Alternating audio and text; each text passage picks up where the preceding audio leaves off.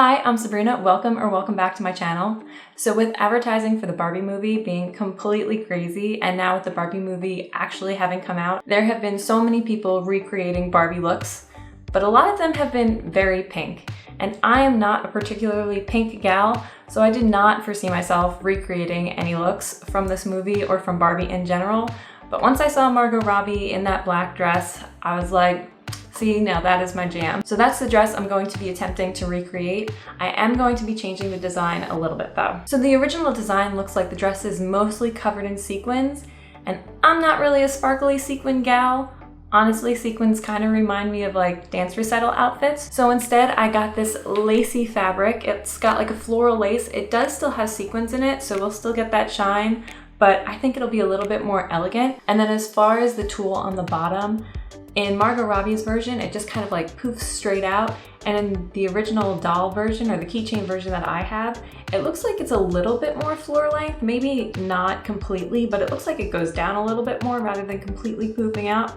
And I think for my version, I wanted to go more down to the floor and be a little bit more flowy rather than just like stick straight out, but we'll see how that goes. So that's my plan for this dress. But with that, I think we're good to go. So let's get started. So to start, I laid out my base fabric, which is a 4-way stretch fabric because I really wanted this dress to hug my curves as much as possible. I then just cut out all the pattern pieces.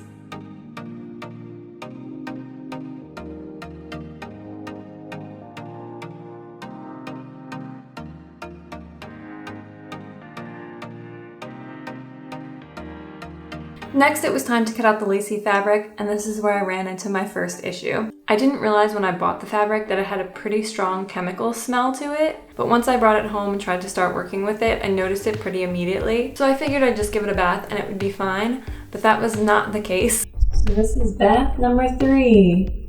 As you can see, the water is still pretty black, and a lot of sequins have been lost in the process, but we're gonna keep going until this water is much clearer, and it still smells. FYI, this fabric was not purchased at like Hobby Lobby or Joann's or anything like that. It was like a independent fabric company, so I don't know. I washed it, I wanna say 4 or 5 times, and it still had a pretty strong chemical smell to it, and the water would still not run clear. So I ultimately decided to nix the lacy fabric. When I was at the store buying the 4-way stretch fabric, I actually had seen a full sequin fabric. So I went back to the store, got that fabric, and was able to move on.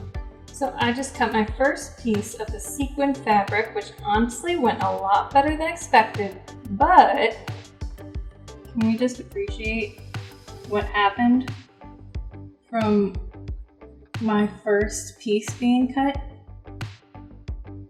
I have a feeling there's going to be a lot of sequin pieces around my house. And I was correct. I found them at work. My friend found them at his house, and I think they are now permanently embedded in my white shag carpet.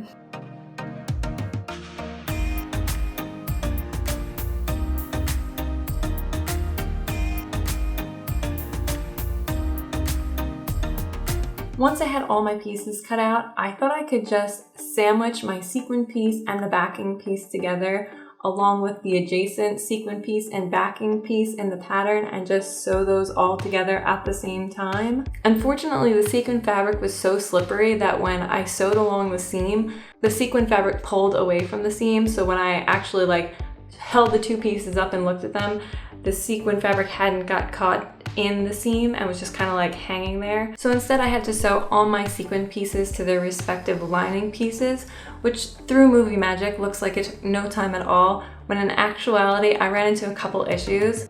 The first issue was the thread kept breaking, which I just attributed to the fact that I was sewing through sequins, so I figured the thread was getting snagged on the sequins or maybe cut by the sequins because they were sharp. It didn't occur to me until very late in the process that the thread I was using actually belonged to my grandma. So it's probably roughly about 50 years old, and that's probably a good reason as to why it was breaking.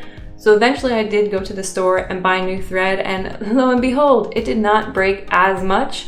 Wish I had figured this out sooner. The second issue I ran into is my needles kept breaking, which I did not foresee that sequins would break my needles, but I broke not one, Not 2, but I think 5 needles in total. All that to say, if you're working on a project and you keep hitting roadblocks, don't give up. Sometimes that is just how it goes and you just have to barrel through, and eventually it'll all work out. Anyway, now that the dress was mostly sewn together, I tried on the bodice and the skirt to get a feel for the fit. On my last dress, I had sewn the bottom and skirt together before I did my alterations, but since they needed to be altered different amounts, I ended up with a lot of weird buckling and ultimately needed to seam rip and restitch a lot to make the dress work as a whole. So instead of putting them together first, I learned from that experience and did alterations on both the top and bottom before putting those two together. Fortunately, the top fit really well, so there was nothing I needed to do as far as alterations. Bottom, on the other hand, had quite a bit that I needed to change. As you can see, the bottom just goes straight down, and I really wanted it to hug a lot more. So I first put it on my mannequin and brought in the sides, then tried it on myself and made a few more adjustments.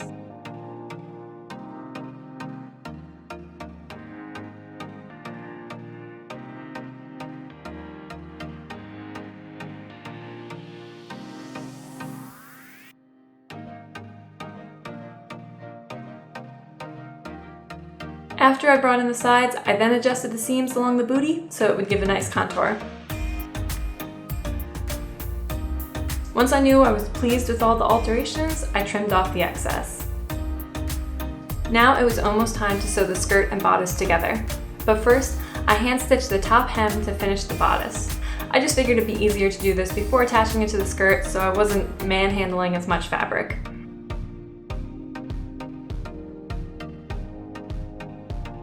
But once that was done, the two pieces became one. And here's where I took a break from the dress to start working on the gloves. Break had nothing to do with avoiding putting in the zipper. Completely unrelated. The gloves were easy, I just traced my arms. Pro tip, if you have skinny wrists like me, make sure you leave a little bit extra room on either side so your hand can actually get through. Cut out a front and back for each glove.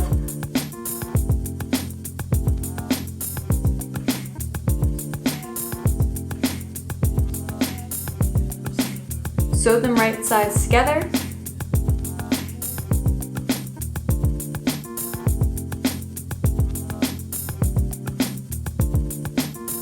Trimmed my excess.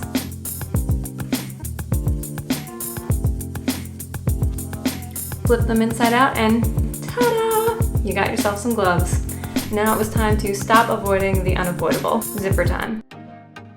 For this, I just lay the dress down flat, pin the zipper in place, and then try to see what the fit is like.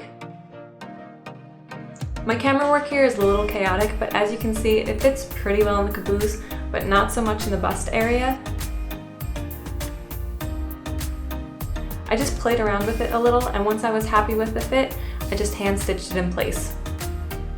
It's actually not that hard, but for some reason, I just get in my head about it. Once that was done, it was time for the tulle at the bottom. For this, I laid out my tulle, folded it in half, and folded it in half again, so I had 4 layers the length that I wanted. Then I just did a basting stitch along the top so I could gather it all evenly, and marked my midpoint as well as my 2 half points, essentially dividing the whole strip of tulle into quarters. This made it easy so when I brought it to the dress, I could pin those quarter points to the middle, front, the sides, and the back. That way I know my tulle would be evenly divided and hopefully lay pretty evenly around the whole base. And since there was no way that was going to go through my machine without breaking another needle, I also hand stitched all the tulle in place.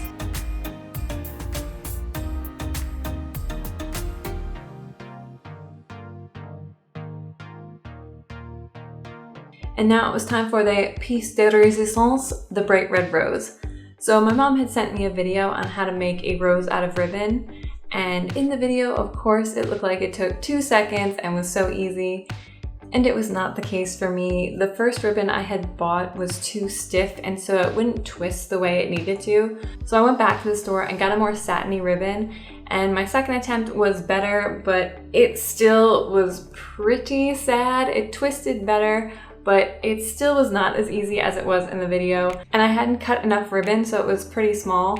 So for my third attempt, I cut more ribbon, and twisted it the best I could. It still didn't look great, but it had taken me like an hour of trying to figure out how to twist this and get it to look good and keep its twist, so I decided it was good enough. And I hot glued it to a pin backing, that way I could just pin it on the dress wherever I wanted it, or if I didn't want it to be on the dress, it didn't have to be there. And with that, the dress was finally done. Thank you so much for watching. I hope you enjoyed. If you like this video, please think about giving it a like, and if you want to see more, please think about subscribing. And without further ado, time for the reveal.